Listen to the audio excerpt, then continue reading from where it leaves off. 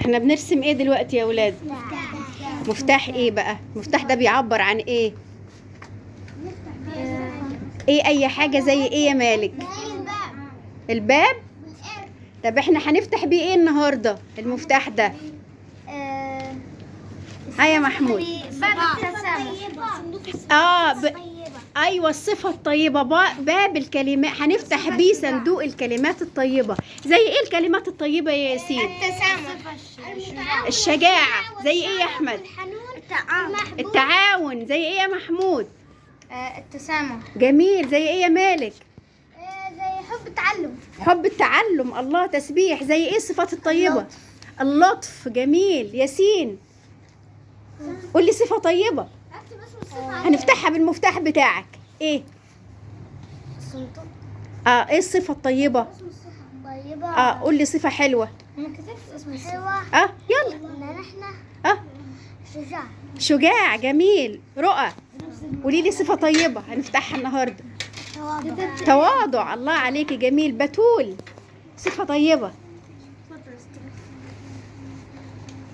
طيبة. قولي لي صفة حلوة انت بتحبيها. تعاون. تعاون. جميل. حور قولي لي صفة حلوة يا حور. الصفة طيبة. ايه هي؟ زي ايه؟ زي ألعب مع صحابي. العب مع اصحابي. ايه تاني من هنا؟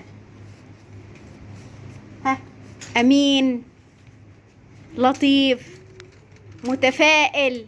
صح. جميل. ابقى احترم المدرس، احترم الناس اللي اكبر مني. مروان ايه مفتاحك هتفتح بيه الصفة حلوة النهارده؟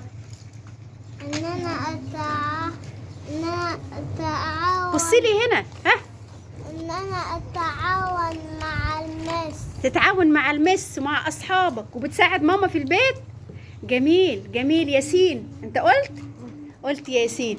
حفصة قولي لنا صفة طيبة هتفتحيها بالمفتاح بتاعك. لطيف. لطيف. مصطفى امين. جميل. يبقى احنا النهارده كده المفاتيح بتاعتنا اللي احنا بنرسمها دي هنساعدك يا حبيبتي.